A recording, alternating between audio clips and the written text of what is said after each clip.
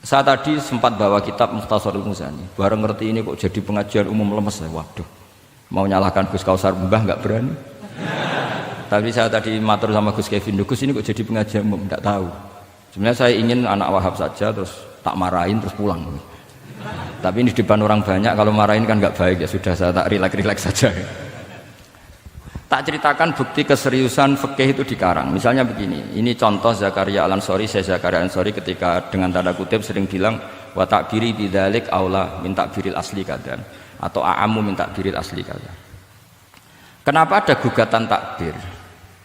Karena takbir itu apapun hebatnya, karena dikarang seorang manusia itu ada falta, ada keterselipan di situ. Meskipun satu kedipan mata yang beliau salah, miss ya Rasulullah. Misalnya begini, definisi sholat ya, kita kan sering dengar sholat itu apa? Umumnya orang kan aqwalun wa af'alun, muftatahatun bitakbir, muhtatamatun bitaslim. Pertanyaannya, definisi itu tidak jamek manek, karena hunaka sholatun la qawla fiha wa la fi'la, yaitu sholatuman ajrus sholata biqalbi. Kalau sholat itu adalah harus ada akwal, yaitu kayak baca fatihah dan syahadat di tasahud sani, harus detail, sama nggak boleh nyontohkan kayak tasahud di tahiyat ula, itu kan hukumnya sunnah. Kalau kamu nggak bakul-bakul harus tahu kayak tasahud di tahiyat saniyah, atau karena yang tasahud awal sunnah. Ada akwal kayak fatihah tasahud fit tahiyatis saniyah. Terus ada af'al. Tapi pertanyaannya, hunaka sholatun la qawla fiha wa la fi'la, yaitu sholatu man ajra sholata biqalbi. Maka perlu ditambah walau hukman, meskipun akwal dan af'al itu hanya secara hukum. Karena kalau hanya itu tidak jamek manek kalau dalam bahasa mantek, atau tidak mutarid akis, tidak memasukkan semua fardun min afrodil mu'arraf. Jadi kula ngetok nang alim demi ngergani sampean supaya ketok nak sumber utang ora salah. Mau salahnya ngatur kiai itu ya agak salah, itu agak salah betul. Saya itu juga agak gimana, besok itu saya diminta Gus Reza ngisi sama Gus Reza. Gus Reza itu cucunya Mbah Karim, Mbah Mun dulu ngaji Mbah Karim. Jadi orang kok kayaknya manfaatkan saya sakarepe dhewe gitu, karena saya ini mangkalah tua terus. Padahal saya kalau mau angkuh ya, kalau saya boleh sombong, itu buyut saya ketujuh itu namanya Mbah Soleh bin Asnawi Sepuh, itu gurunya Mbah Soleh Darat. Padahal Mbah Soleh Darat gurunya Mbah Hasim, tapi angkuh kan haram, jadi ya sudahlah pakai tawaduk saja. Sebenarnya kalau saya boleh angkuh, kalau sampean malah lebih bisa angkuh lagi, ketemu di Nabi Adam. Lebih putu Nabi. Saya ulang lagi. Kalau kamu mengkaji Wahab secara serius, itu kajilah seperti saya ini. Bahwa hukum itu harus dibenturkan dengan fardul masalah, dengan pengandian masalah. Misalnya begini, kalau ada hewan ketabrak truk jago, tentu kita diskusi ayam jago, karena kalau ayam kecil kan gak eman, kelepek-kelepek meh mati. Cara pikirannya sampean ini yang anak-anak Fatul Wahab itu boleh disembelih apa enggak? Tanpa disembelih pun pasti 1 menit lagi mati, atau setengah menit lagi mati. Karena dia kejat-kejat hanya prosedur kematian, memang syaratnya harus kejat-kejat. Tapi kan dia sudah tidak punya hayatun mustaqirrah. Kalau kamu pas musyawarah Fatul Wahab itu disembelih halal apa haram? Tidak, sampean jawab saja, enggak usah sungkan, Gus, usah jawab aja. Ini ada Gus Makmun, ada Gus Wahim. Halal apa haram? Cara pikirannya Syekh Zakaria Al-Ansori, bajuri itu haram karena dia tidak punya hayatun mustaqirrah. Oke, haram. Karena yang dikatakan penyembelian ada menghilangkan nyawa karena penyembelian, sementara ini tanpa disembelih sudah mati. Tapi pertanyaannya gini, tapi nanti kalau disisir dari bab tabdzir, masa kewan jago larang mubadzir? Maka menurut mazhab Imam Malik, pokoknya keceluk di nyawa, angger keceluk di nyawa disembelih ya halal, karena jenenge nyembelih hewan yang masih hidup, senajan tau wis kejet. Kamu milih mazhab Maliki apa Syafi'i? Ini ayam jago loh, bukan ayam kecil. Karena kalau yang kecil kan ikhlas. Itu kan seperti kepiting, banyak kiai ngaramkan kepiting. Yang keberatan banyak karena kepiting besar. Tapi ketika yuyu diharamkan, nggak apa-apa, kecil saja. Padahal ilatul hukmi sama. Kira-kira kepiting sama yuyu, tahu sama yuyu? Itu kehidupannya sama nggak? Gaya hidupnya sama apa enggak? Sama. Tapi ketika kepiting itu ada perdebatan. Yang setuju halal banyak karena iman rasanya. Tapi ketika yuyu dikatakan haram, ada nggak yang protes? Tidak ada, ikhlas semua kayak gitu. Ini ahli fikih apa ahli nafsu gitu.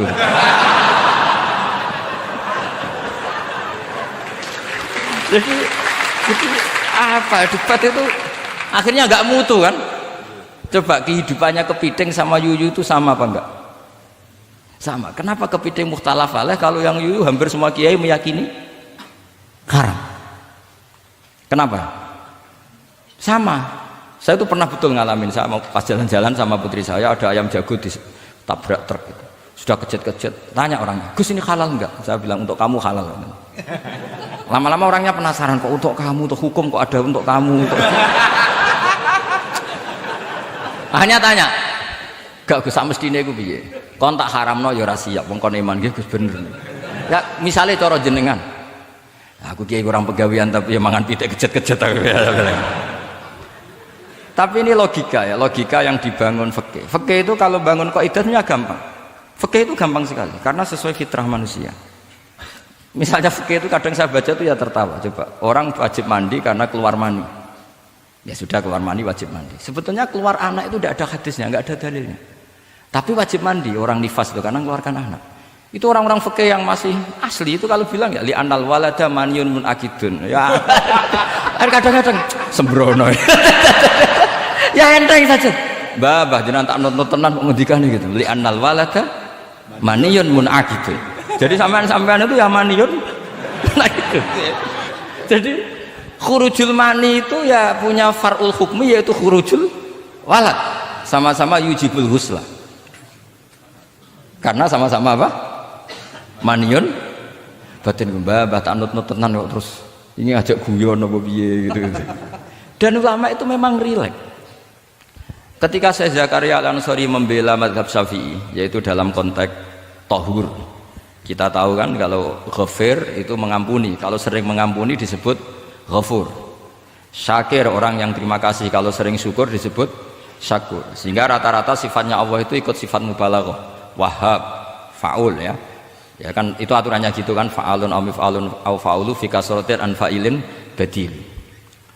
Nah logikanya kalau wa anzalna minas sama ima'an tahura, artinya kalau nak maknani gini, wa anzalna lan nurono ingsun Allah minas sama isane langit nurono ma'an ing banyu tahuron kang iso nyucikno bolak-balik.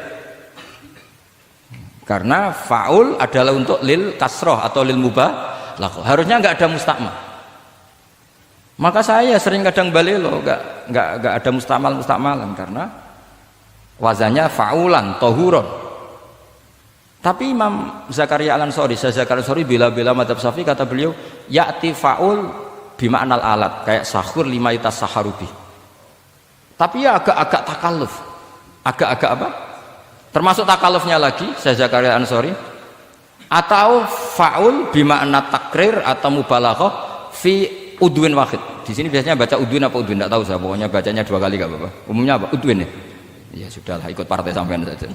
Saya ini agak grogi, saya pakai madzhab peloso harus ikut guru apa madzhab sarang yang nggak harus ikut tapi akhirnya salah, tidak tahu saya, karena kata Mbah Mun gitu kalau membela diri, nak ngaji ning peloso Lirboyo murid kudu maknani ya apik ben murid roh makna, tapi nak sarang gak oleh dimaknani.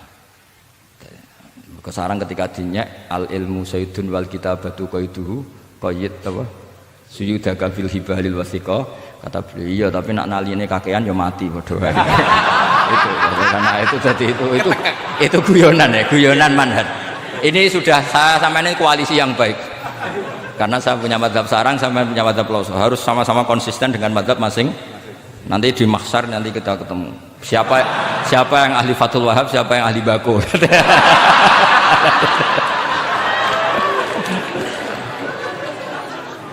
Nah, pikirannya Fathul Wahab kalau sampean khatam betul itu untuk takrir tapi fi udwin wahid, yaitu air yang sudah mensucikan ini misalnya masih bisa mensucikan ini, yang bisa mensucikan asal masih fi udwin wahid. Ya sudah, di situ saja takrirnya atau mubalaghahnya di situ, bukan ke anggota yang lain. Oke, itu meskipun agak, tapi Imam Malik dan semua ulama hampir mengatakan tohur itu ya tetap Di kasrotil istimal, artinya ya sudah bisa takrirut tathir. Tapi yang bilang tathir digugat lagi, digugatnya gini. Tohur itu mubalaghah dari tohir, bukan dari mutahhir. Ini kalau sampean fasul masail. Sampean nggak pernah tahu fasul masail sedetail ini. Nanti diulang lagi khatamannya. Tohur itu bukan mubalaghah dari tohir, tapi dari mutahhir. Padahal bahasan kita tentang tathir, bukan tentang tuhur. Sampean mikir toh?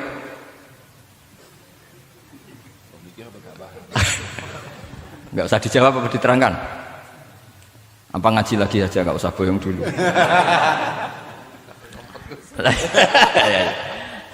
Nah, kemudian akhirnya ulama mulai mikir bahwa la ma'na li tahiriyah illa dengan fungsi tahuriyah. Tidak ada gunanya disestatuskan suci kemudian tidak berakibat mensucikan, karena ini air masih murni, ma'un muthar. Kecuali kayak teh kopi berstatus suci tapi tidak mensucikan. Tentu ma'an tahura di konteks itu adalah tohir mutahhir, karena contohnya air mutlak bukan kopi. Berarti meskipun tohur itu dari mubalaghah tohir tapi maknanya mutahhir, itu perdebatan. Akhirnya apa? Orang itu menjadi cerdas, terutama di era Ibnu Hajar Al-Haytami, karena beliau ahli fikir.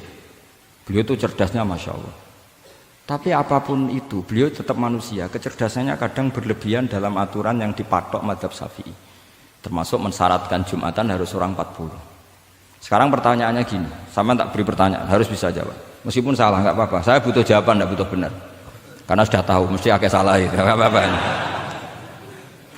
Ketika ada satu kampung yang orangnya tidak sampai 40 dan mereka ingin Jumatan, menurut kamu itu harus Jumatan? Apa boleh Jumatan? Apa harus duhur? Apa ya Jumatan ya duhur? Masyarakat nggak mau biasanya. Tidak harus Jumatan, boleh tidak Jumatan, apa harus duhur? Apa nggak perlu ada hukumnya? Ben karepmu. Nah, di kitab-kitab I'anatul Thalibin, Sayyid Abi Bakar Sato, itu beliau ngendikan kamu harus tetap Jumatan meskipun jumlahnya belum 40. Karena apa? Madharat tarkil Jum'ah itu lebih ngeri ketimbang mensyaratkan 40 yang asal usul dalilnya itu tidak jelas. Imam Ahmad bin Hanbal kalau ditanya apakah Jumatan harus 40, itu ghadiban sadidan, marah besar. Lam yarid fil adat nasun, kata beliau. Enggak ada dalam adat Jum'at dan nas. Imam Syafi'i itu hanya asumsi, biasanya wong 40 mesti ono waline. Tapi potongan-potongan gini meskipun sebanyak ini kan enggak, sampean menjamin enggak kalau ada 200 orang ada walinya ini? Dulu itu 40 orang pasti ada walinya, sekarang mbok 1000 enggak ada jaminan ada wali. Dulu itu ada 2 wali, yang satu rokok, dikritik sama yang enggak rokok. Mosok pangeran dikebuli katanya karena tapi wali rokok ini ahli tauhid. Allah laisa bimakanin katanya. Saya tidak tahu ini jadi ya, kacau. Wali itu kalau sudah debat itu bener mana? Yang satu goslo, wali kok rokokan, pangeran kok dikebuli. Yang satu bilang apa? Allah laisa bimakanin. Itu saya teruskan. Jadi perdebatan di fikih itu sebetulnya semuanya itu rasional. Karena fikih dibangun di bawah qaidatul fikhi, qawaidul fikhi dan usul fikih. Dan semuanya itu muktabas atau multamas atau makhud min Rasulillah sallallahu alaihi wasallam. Sekarang saya beri satu analogi. Pernah ada satu kejadian Rasulullah sallallahu alaihi wasallam menghentikan la yusalliyanna ahadukum illa fi Bani Quraidah.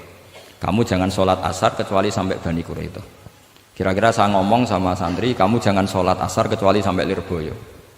Sebelum sampai Lirboyo ternyata kadati samsu antaghruba, matahari hampir tenggelam. Fariqun minhum, sebagian dari sahabat milih sholat di tengah perjalanan meskipun itu belum sampai Lirboyo. Alasannya musaro'ah fil waktu supaya tidak qadha. Yang sebagian milih sholat di Lirboyo meskipun ba'da antaghruba samsu, meskipun matahari sudah tenggelam. Ketika dilaporkan ke Rasulullah itu falam ya'nif, ada yang baca falam yu'annif wahidan, tak baca 2 kali karena ini nanti bisa jadi debat kusir. Sampean bacanya ya'nif apa yu'annif enggak tahu, pokoknya saya baca 2 kali. Kalau baca sampai 3 kali yang 3 salah karena memang pilihannya hanya 2. Kalau ada pilihannya 3 tak baca sampai 3 kali. Nabi tidak menyalahkan salah satunya. Yang satu pakai konstitusi yang namanya asar itu ya qabla an taghrubas samsu. Yang satu cara berpikir Nabi jelas mansus harus di Bani Quraidah. Sekarang pertanyaannya, kaidah umum tentang, saya ulang lagi, kaidah umum tentang asar itu qabla ghurubis samsi dilawan nas harus di Bani Quraidah, menang mana? Nas sama kaidah umum. Kira-kira kalau kamu ngaji usul fikih, menang nas. Tapi pertanyaannya, nas itu butuh mahal. Tentu boleh seperti itu. Asumsinya Nabi adalah jangan-jangan sampai sana memang belum ghurubus samsi. Maka makna yang mesti benar adalah aisari'u fil masyi. Kamu harus tergesa-gesa jalannya sehingga potensi menangi asar di Bani Quraidah. Jadi unik. Terus itu difahami pentingnya musaroah fil iktida. Jadi kalau anut Kanjeng Nabi harus musaroah. Nah, musaroah ini pula yang menjadi basis fikih. Makanya ulama dulu kalau ngarang fikih itu gampang sekali. Kalau orang tidak paham aja nggak bakat wali. Sebenarnya fikih itu gampang sekali. Bagi yang gampang maksudnya, sama tidak usah itu. Misalnya begini, Fathul Mu'in, Fathul Hab semuanya ngendikan wa yusannu nasyatun di sholatin. Jadi wa yusannu lan den sunatno apa nasyatun gumregah, semangat di sholatin krana ngadiri salat. Fa inna wa ta'ala zamma tarikihi, sama sih ingat takbirnya. Zamma itu ngritik sapa wa ta modho sapa zak tarikihi, pakai jamak muzakkar salim. Tarikihi ing wong sing ninggal nasar. Terus beliau mendalil qala ta'ala wa idza qamu ila sholati qamu kusala. Ciri khas orang munafik itu kalau sholat itu malas-malesan. Maka saya itu sering bilang ke santri saya, pokoknya nak jamaah kudu ana melayune. Entah berapa kadarnya harus ada melayune. Guling-gilingan musaroah. Karena di semua teks kebaikan adalah fafirru ilallah. Lari, ada unsur larinya, ada unsur musaroahnya.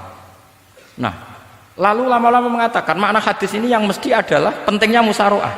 Nggak perlu berdebat tentang boleh nggak sholat qabla lusul ning Quraidah atau tidak. Tapi harus, karena begini, yang mesti salah begini, ternyata kayak melakukan santai-santai ngopi se, rokok se, jagungan se. Nabi kira-kira bisa maklumi nggak ketika cara jalannya seperti itu kemudian matahari terbenam? Karena ini yang pasti salah. Paham ya? Karena nggak sampainya sana karena salahnya sendiri, ngopi sik santai. Lah itu namanya fikih. Jadi fikih itu dari analisis yang normal. Makanya saya sering sekarang akhir-akhir ini sering kampanye kitab Sajaratul Ma'arif. Dan itu saya serius dengan kampanye itu karena dikarang oleh Sultanul Ulama. Jadi kalau di wali ada Sultanul Aulia, di ulama juga ada Sultanul Ulama, yaitu Syekh Izzuddin bin Abdis. Itu kalau ngarang fikih itu gampang sekali. Saya punya kitab beliau Qawaidul Ahkam. Beliau ketika cerita kenapa harus ada sholat dihormatil waktu, beliau rangkanya enak sekali. Kalau santri sarang, Lirboyo atau Peloso atau santri mana saja, biasanya kalau pergi ke terminal, yang dulu terminal itu kan nggak layak, apalagi ya dulu nggak layak, pokoknya kalau pipis itu pasti kena najis lah celana. Santri kan biasanya milih sholat nanti di pondok, milih terawih lah, milih terawih kan duhur asar. Saya tidak tahu kalau Gusnya, tapi kira-kira ya agak-agak sama kira-kira gitu. Alasannya santri yo nakal, meninggalkan sholat fil waktu itu karena alimnya. Kan sholat dihormati wajib iadah, ngapain daripada wajib iadah mendingan tidak usah sholat. Jadi ilmu itu tuh bermata dua. Rata-rata yang sudah tahu wajib iadah milih sholat apa milih ndak? Ndak, potongan-potongan rai gini tuh. Ndak, kira-kira aja. Milih ndak kan karena tahu wajib iadah. Tapi nanti setelah sampean alim dan bakat jadi wali dan sampean belajar kitab Qawaidul Ahkam, itu pasti milih sholat. Saya semenjak belajar kitab itu ya milih sholat, tapi tidak usah dimafhum apa dulu tidak sholat, tidak usah seperti itu. Itu mafhum yang salah itu, yang berbasis suudzon. Jadi mafhum seperti itu salah, ya masalah itu. Suudzon itu masalah. Kata Syekh Izzuddin bin Abdis Salam memberi penjelasan, kenapa harus sholat dihormatil waktu? Karena khotorun najasah, bahayanya najis atau ritsun najasah, kotorannya najis. Itu layafi, kalau dibaca ritsul layafi dengan pentingnya sholat. Karena butuhnya Allah, butuhnya malaikat, kalau boleh dibahasakan butuh ya dalam ilmu fikih kan dibahasakan gampang saja. Ada orang sujud di waktu yang diwajibkan sujud, sehingga diabaikan syarat sholat itu harus toharatul badan, wa tasawubi dan wal makan. Kok kira pantas ono waktu sholat kemudian la tasjudu fil waqti sajdah. Dadi akhir gampangane wes tetep keren, meskipun kowe salat nganggo najis ora sempurna tetep keren. Piye-piye cara didelok malaikat kok dhuwur wis keceluk sujud, keceluk musala. Daripada kowe misale asar gak salat alasan celana kok najis, maghrib ora salat. Terus jare malaikat berkhataman Wahab kok kelakuane ngono kan gitu ya. Karena malaikat tuh ndeloke kok dhuwur. Bablas asar, bablas maghrib, bablas isya. Meskipun sampean punya alasan nanti menisan di rumah atau di pondok. Tapi ini kan melewati waktu yang harusnya ada sujud. Sehingga dalam syarat jamak takhir misalnya apa? Kamu harus niat akan jamak takhir di waktu sholatil ula. Biar ada bedanya tarku karena sembrono dengan tarku yang karena ingin mentakhir. Paham ya? Itu jadi sama-sama fikih, kualitas yang dikarang Sultanul Ulama dengan sing RT itu ya beda. Dan sampean harus baca kitab yang dikarang rajanya ulama supaya kamu tambah pinter. Nanti kalau gak pinter-pinter nanti sowan saya. Tetap gak pinter karena itu jatah. Makanya ada usah sowan ya, nanti gak ngefek juga gitu.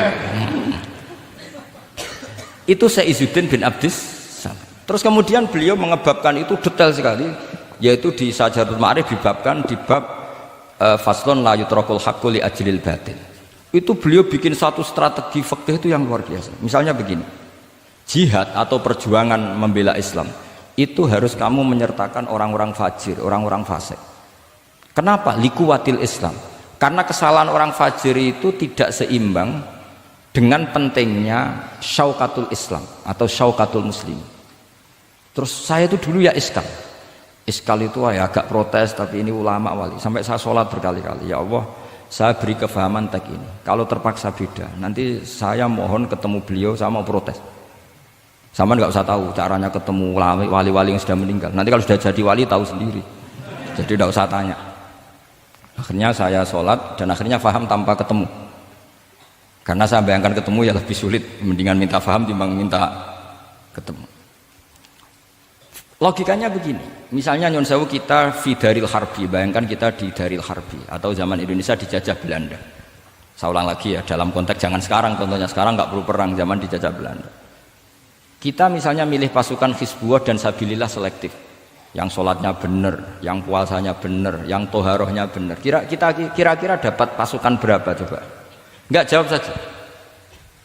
Kan hanya dapat pasukan sedikit. Sementara misalnya Belanda bisa pasukan banyak karena tanpa seleksi. Di sini nih hebatnya Rasulullah SAW. Kata beliau, wal jihadu madin mundu ba'athan ya Allah ila yaumil qiyamah sampai ila ayyuqatila akhiru ummati ad-dajjal la yubtiluhu jawru jairin wala adlu adilin. Sebagian riwayat langsung wal jihadu tetap wajib pun alaikum ma'akul libarin wa fajirin. Nah, penjelasan Nabi kenapa kita harus berjuang mengawal Islam meskipun harus ma'akul libarin wa fajirin. Ya kalau di isim fa'ilnya umumnya guru-guru kita baca barin, tapi untuk masdarnya untuk kebaikan bacanya apa? Birun. Nanti kamu protes, oh barun itu daratan Gus, kalau birun itu kebaikan. Aku itu macaku kamus luwes suwi bocah kok sembrono. Saya ini karena meneliti kiro asapa, jadi insya Allah kalau masalah lughat itu saya sudah bukan sawir lagi fatul waqf, sudah di atasnya itu. Sampai sama tidak usah tersinggung, biasa aja maksudnya. Karena ini kompetisi, kalau sama nggak cocok ya harus bersaing, jangan geremeng tok. Gus Pak sombong enggak, ada usah bilang gitu, saingi saja. Makanya saya terkenal alim itu seneng, karena senengnya itu tadi, yang ngidolakan saya ingin ikut, yang hasut kompetisi, jadi seru. Jangan yang hasutnya antet, wah itu gak fair itu. Itu gak fair, wah itu pasti ngadepi langit itu. Nanti urusannya sama Allah itu. Gak sama saya, langsung sama Allah. Saya ulang lagi ya. Ilmu itu harus dianalogi dengan fikih, dilogika dengan fikih, dikiaskan dengan fikih. Sekarang misalnya ada orang sok ikhtiyat, wah perang kok ambek wong fasik gak enak gini-gini, wong fasik perilakunya gini-gini. Pertanyaannya adalah, kalau kita nyeleksi hanya orang soleh, kita dapat pasukan berapa? Misalnya zaman kita melawan Belanda. Sama sekarang kita ngawal pembangunan masjid, kadang yang nyumbang gak sholat, kadang yang nyumbang yang sewu hasil korupsi, kadang yang nyumbang orang-orang yang cara muamalah babal kedua. Itu coba kalau kamu tolak, Potensinya gini, ini sekaligus PR. Saya berkali-kali nyontohkan ini, sampean boleh tidak setuju, tapi nanti menghadapi saya di akhirat, tidak di dunia, di akhirat. Nanti kita sowan Allah bareng-bareng bener siapa. Loh saya tidak main-main, karena ulama dulu, sampean lihat di Mu'in di Fathul Wahab, kalau sudah ngendikan ulama, wahadha madhabun al-qawwahabi, ini madhab yang saya siap ketemu Allah. Jadi ukuran madhab benar itu bukan diputuskan di sawit Fathul Wahab, tapi madhabun sing al-qawwahabi, madhab yang saya ketemu Allah dengan madhab itu. Misalnya gini, ada orang fasik lewat di depan saya, punya uang 1 juta. Delalah pas itu qadhafallahu fi qalbihi hubbal ulama. Misalnya. Pas itu delalah beliau senang ulama terus bilang gini, Gus Pak, uang ini tak kasihkan kamu 1 juta. Dia fasik, misalnya terkenal syaribul khomri. Saya ini menurut pertanyaan saya, ini jawab saja. Kamu salah nggak apa-apa. Wajib menerima apa haram menerima apa bebas mubah. Ayo milih di polling. Nggak usah sungkan Gus Kausar. Ini beliau posisi senior, milih nerima apa nolak, wajib apa sunat, sunat apa wajib. Nah logika harus terbangun begini, kalau kamu terima maka akan dicibir. Malam di Fathul Wahab tiga duit saya kok gelem, bolak-balik nak duit gelem aja. Itu juga masalah kan, kiai latihan jatuh kan, hanya posisinya ada mantep-mantep amat. Udah kadang keramat itu. Sama jangan niru saya, aman udah itu. Bayangkan sampean yang latihan nyai itu kan. Tapi pertanyaannya kalau sampean tolak, terus ista'ana bihadhihi darahim lil maksiyah. Tak kena kiai ra gelem, tak kena demenanku. Dan hari itu andaikan dia tidak punya uang 1 juta, dia tidak bisa kedemenannya. Gara-gara sampean tolak, dia punya alat untuk maksiat lagi. Kalau seperti ini jadi haram apa wajib? Loh, berarti sampean harus gak jawab anut aku. Artinya sampean jawab kan terprovokasi saya kan? Terprovokasi narasi. Terprovokasi narasi. Itu kriminal untuk calon ulama gitu, itu nggak boleh. Nah, logika ghanimah kira-kira seperti itu. Ghanimah itu normalnya haram. Normalnya haram karena ghanimah itu min amwalil kufar. Dan notabene amwalul kufar adalah bukan sekedar mukhtalithah, aksaruha mungkin minal haram. Tapi kenapa ghanimah dihalalkan di hadil ummah? Makanya Nabi ketika ngendikan uqtitu khamsan lam yu'tahunna nabiyyun qabli, termasuk beliau menyebut wa ukhillat li al-ghanaim, termasuk saya 5 hal yang Nabi sebelumnya enggak dikasih, saya dikasih. Di antara beliau nyebut wa ukhillat li al-ghanaim, ghanimah itu halal untuk umatku. Itu kan kenapa Nabi menyebut itu? Karena normalnya ghanimah itu haram karena min amwalil kufar. Tapi kenapa dihalalkan? Saya pernah ditanya seorang dosen, kenapa itu halal Gus? Saya itu kok nggak nyaman. Karena ini jenis orang ikhtiyat. Terus saya bilang gini, andai kan kamu digarong sama garong, kemudian garong itu bawa senpi, bawa pedang. Karena kamu merasa itu tidak milik kamu, monggo gadani jenengan beto malih. Wah ya tidak bisa Gus, nanti dipakai garong lagi sama amwalul kufar. Andaikan lau a'tainahum, andaikan kita kasihkan lagi ke mereka, maka akan dipakai isti'anah, dipakai pertolongan atau alat untuk kekuatan kekafiran mereka. Di sini sirrinya kenapa ghanimah menjadi halal. Tapi kenapa Nabi sebelumnya kok dikatakan haram? Karena logikanya memang haram. Itu hebatnya Allah SWT sama para kekasihnya. Ada kekasihnya yang dipilihkan haram, yaitu Nabiun qabla Rasulullah SAW. Karena normalnya memang haram. Ada nabi yang fikihnya lebih dinaikkan lagi, yaitu dihalalkan supaya harta ini tidak dipakai i'anah alal maksi. Sampean milih fikih mana coba? Nah, saya berharap pintere Khatam Fathul Wahab itu paling enggak sampai seperti ini. Barimu nantang saya enggak apa-apa, tapi nanti ketemu di akhirat. Nah itu fikih. Jadi fikih itu, nah tapi kan iso wae Gus nampani khadzun nafsi lah, itu mulai masalah kan. Makanya yang seperti itu jangan untuk khadzun nafsi, karena kita butuhnya itu nyita supaya ini nggak dipakai kekuatan maksiat. Jebule mbek kon malah go ngopi rokokan. Nah, ini orang kan terus curiga, jebule nak mbek duit ya dodgel. Buktikan kalau Anda tidak pakai. Kamu terima sebagai penyitaan, tapi Anda tidak pakai. Wah itu hebat. Tapi kalau kamu terima wajib, kemudian kamu pakai poya-poya, wah itu ya fikihnya benar, kelakuannya ra benar. Nah saya berharap Anda memahami fikih itu sampai seperti saya ini. Syukur-syukur lebih, meskipun ya agak-agak mukhalaf tapi bisa diperjuangkan.